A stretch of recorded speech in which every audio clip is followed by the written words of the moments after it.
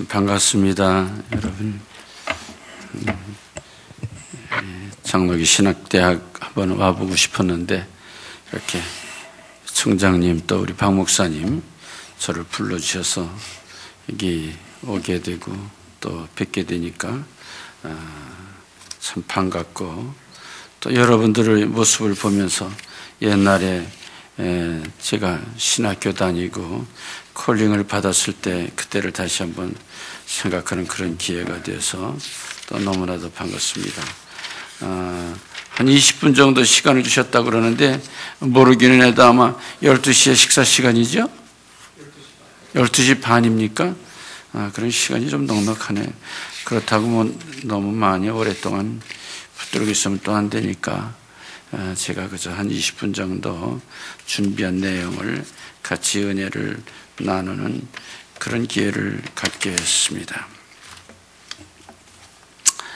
오늘 여기 그 바디메오라고 하는 그분은 잘 아는 것처럼 소경이고 거지지요. 그런데 예수님 만나고 나서 다른 사람들은 귀신 들린 사람도 고쳐주시고 예수님 따라갈게요 그랬더니 따라오지 마라, 네 고향으로 가 그랬는데, 바디메오는 예수님을 따르는 것을 허락하셨던 것을 볼 수 있습니다.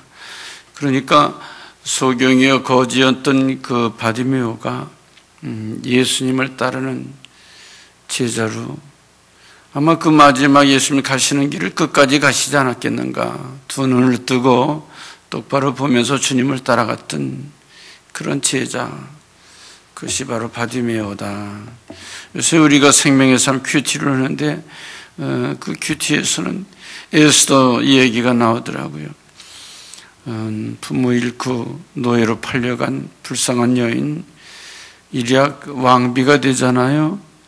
소경 거지가 눈도 뜨지 못했는데 그가 눈 뜨고 예수님의 제자가 되셨던 것처럼 이 고아 버려진 한 여인이 일국의 그 당시에 바벨론은 세계 최강국인데, 그래서 저 인도로부터 저쪽 구수 아프리카 전 대륙을 다 장악하고 있었던 그 나라의 왕비가 됐다고 하는 것은 엄청난 그런 축복입니다. 오늘도 이런 사람들이 왜 이렇게 변화될 수 있었는가? 하나님 만나니까 그렇게 달라졌습니다. 저와 여러분들도 하나님 만나면은 이렇게 달라지는 삶을 살게 될 줄로 압니다. 저도 37살의 목사를 안수받고 시작을 했거든요.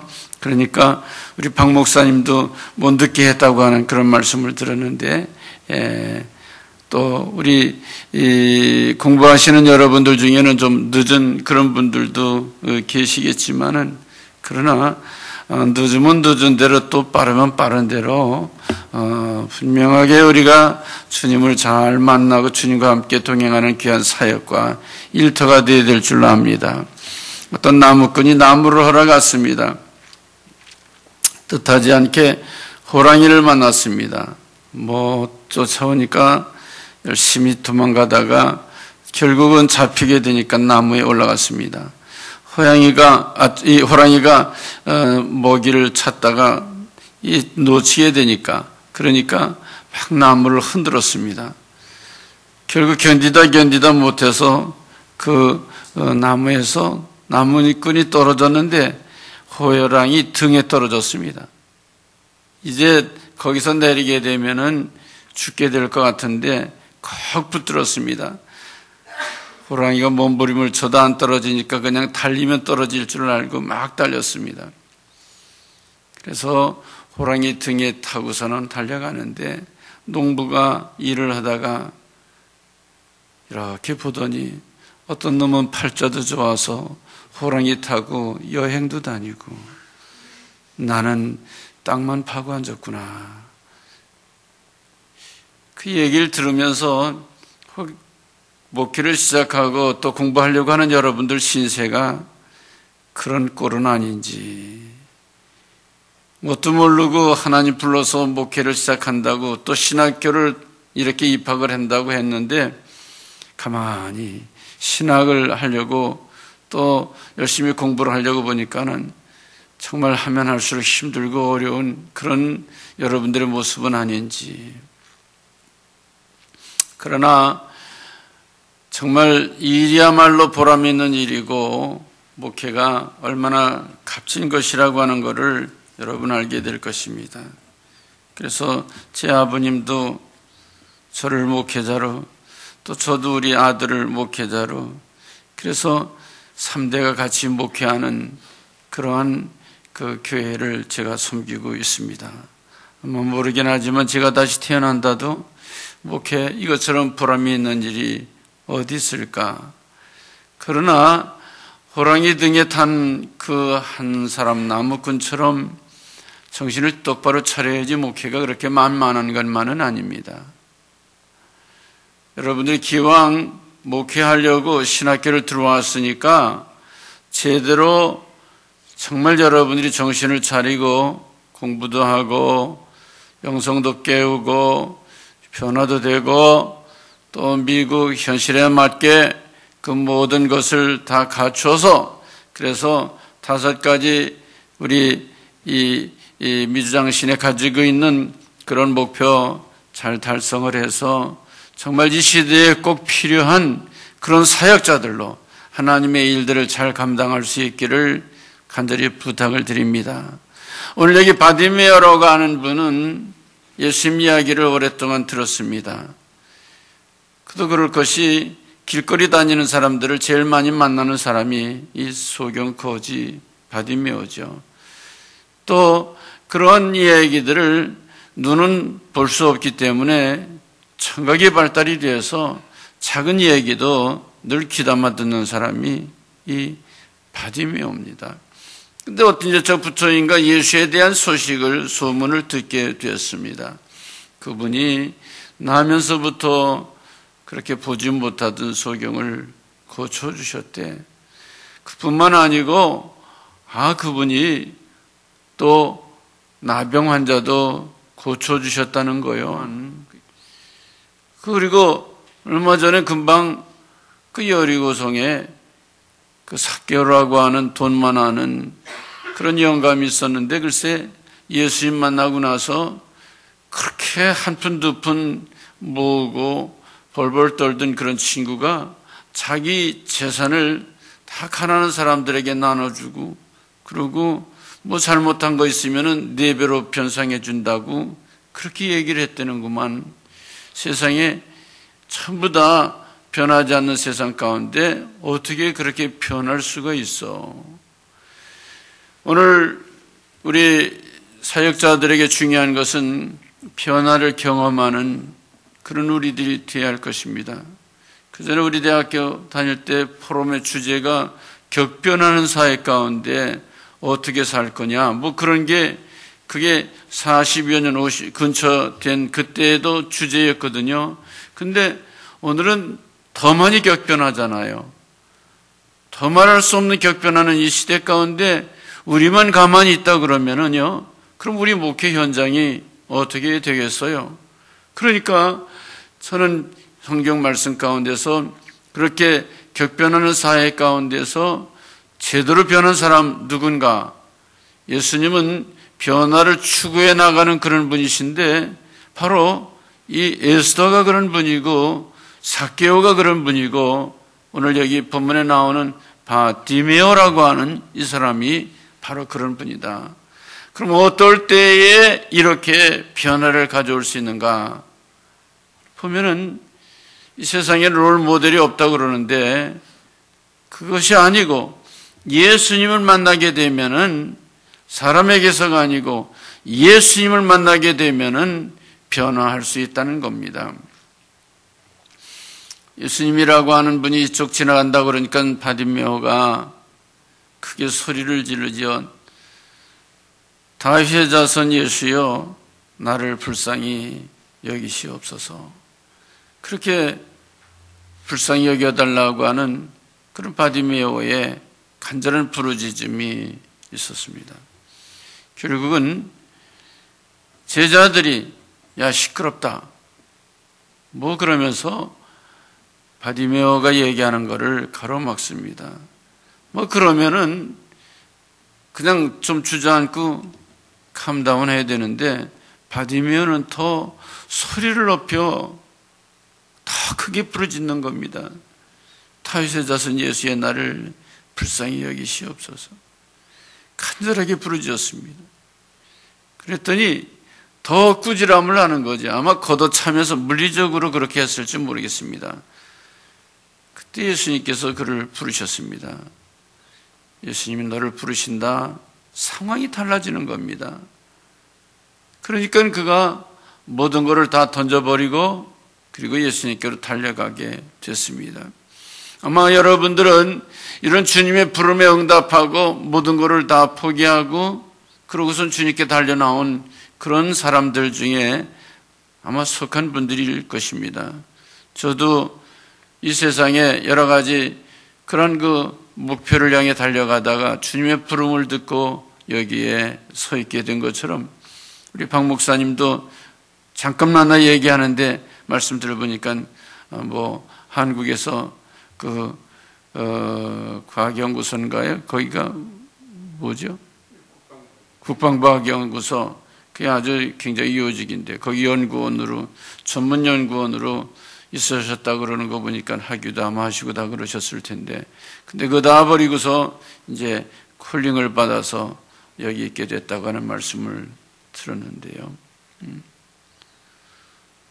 오늘도 주님이 부르실 때 주님을 만날 수 있다고 하는 것이 얼마나 귀한 일인지 모릅니다. 저희 아버님은 바로 이 본문의 말씀을 또 읽고 또 읽고 또 읽다가 죽을 병에서 고침을 받게 됐습니다. 우리 아버님이 그 위로 딸만 6분이고 우리 아버지가 7째거든요. 그래서 우리 할아버지 할머니가 마지막으로 막내를 두고선 너무너무 좋아하신 거예요. 그런데 이 아버님께서 폐병으로 죽을 병에 걸려서 폐병 3기가 돼 각혈을 하며 피를 토하며 죽어가게 됐을 때에 그럴 때에 하나님 앞에 기도하기 시작을 했어요. 교회 한 번도 나가본 일이 없는데 기도하기 시작했어요. 이팔청춘 꽃다운 나이에 날 살려주면은 주의 종이 되고 죽으면 천당 가게 해주세요. 이팔청춘 꽃다운 나이에 나를 살려주면 주의 종이 되고 죽으면 천당 가게 해주세요. 하여간 깨서부터 주무실 때까지 그 기도만 했다는 거예요. 근데 하루는 환상 가운데 그 경기공업전문학교를 다닐 때인데 어떤 전도인이 요한복음 쪽복음을 그에게 전달해 줬는데 그것을 집에다 갖다 놓은 거 그게 환상 가운데 떠오른 거예요. 아버님께서 병원에서 가래 중에 우리 어머님에게 그걸 가져오라고 그래가지고 그거를 또 읽고 또 이팔청춘 기도하고 또 읽고 또 이팔청춘 기도하고 계속 그러다가 성령의 불을 받았어요. 성령의 불을 받아가지고 우리 사랑방에 친구와 같이 기도하는 그런 분이 계셨는데 우리 아버지가 너무 불이 뜨거우니까 그냥 무릎을 꿇고 기도하다 뜨거워가지고 참 그렇게 그 토끼 걸음을 하다시피 뛰니까 다른 친구가 쫓아다니면서 너 왜 그러냐 왜 그러냐 자꾸 이렇게 쫓아다니고 아버지는 뜨거워서 뛰어다니고 이 사람은 쫓아다니고 어머니가 밖에 일하다가 들어와 보니까는 안에 난리가 났는데 한 사람은 뛰고 한 사람은 쫓아다니고 그 어머니 생각하시기를 내가 정말 이제는 청산과부가 됐구나. 그러는데 이 남편이라고 하는 사람이 죽어가더니 이제는 미치기까지 했구나. 그런 생각이 드니까 기가 막히더라는 거예요. 그런데 하나님의 섭리는 오묘해서 그 즉시로 병이 고침을 받고 그 다음에 그 지역을 복음화하는 일에 하나님께서 들어서서 일동의 일교회, 이상농촌 건설, 그리고 가난을 물리치자 이 세 가지 제목을 가지고 그 지역 사회를 복음화하는 일에 평생을 수고하셨던 것을 우리가 볼 수가 있습니다. 여러분, 우리 아버님이 만났던 그 예수님, 눈먼 소경 거지가 만났던 그 예수님 같은 분입니다. 오늘도 저희들이 만나는 예수님도 똑같은 분인 것을 여러분 분명히 아시기 바랍니다. 그러면은 우리가 변화될 수가 있습니다. 우리가 변화되면은 가정이 달라지고 일터가 달라지고 여러분이 일하는 현장이 달라질 것입니다. 문제는 다른 것이 문제가 아니고 내가 먼저 달라지지 않는 것이 문제다. 내가 달라지기 위해서는 먼저 예수님을 만나야 되겠다. 여러분, 이거를 분명히 아시기 바랍니다. 예수님께서 그에게 묻습니다. 내가 너에게 뭘 해주기를 원하느냐?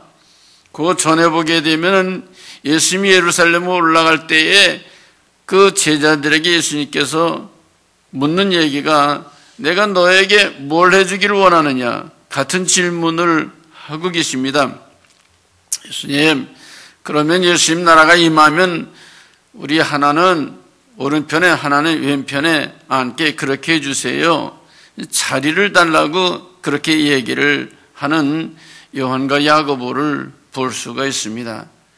그러나 오늘 여기 이 바디메오는 내가 눈뜨기를 원합니다. 분명하게 자기의 목적이 분명한 그런 목적을 가지고 예수님에게 말씀을 하고 있는 걸 볼 수 있습니다. 여러분, 혹 우리가 예수를 믿고 콜링을 받아 이제 신학을 하고 목사님이 되시고 다 이런 사역을 하려고 하는 여러분, 혹시 예수님이 여러분을 부르셔서 여러분들에게 묻기를 박인기야, 내가 네게 뭘 해주길 원하냐? 기도는 잘했는데 근데 뭘 해줬으면 좋겠냐? 이렇게 묻는다면은 여러분 학 좀 잘 나왔으면 좋겠어요.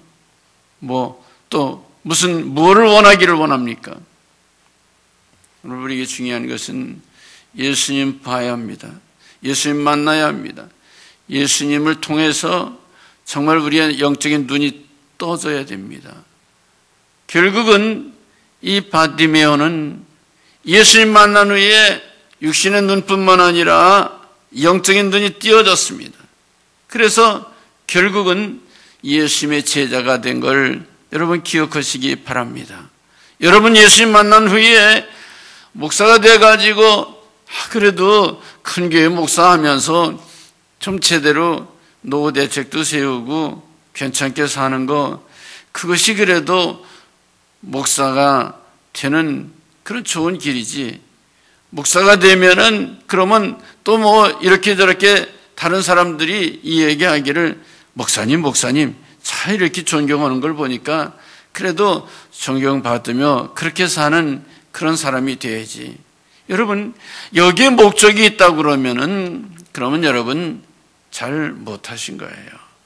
분명한 것은 우리가 정말 우리가 예수님을 만나고 예수님이 제게 이야기하기를 내가 네게 뭘 해주기를 원하느냐 물었을 때에 내가 예수님을 보기를 원합니다. 우리가 주님을 알고 내가 주님을 아는 서로 피차에 주님과 아름다운 교제와 만남을 통해서 우리의 인생의 방향, 목적이 확실하게 설정이 돼서 하나님을 기쁘시게 하는 영적인 하나님의 일꾼들이 되어야 할 줄로 믿습니다. 제가 그 콜링을 좀 늦게 받았어요.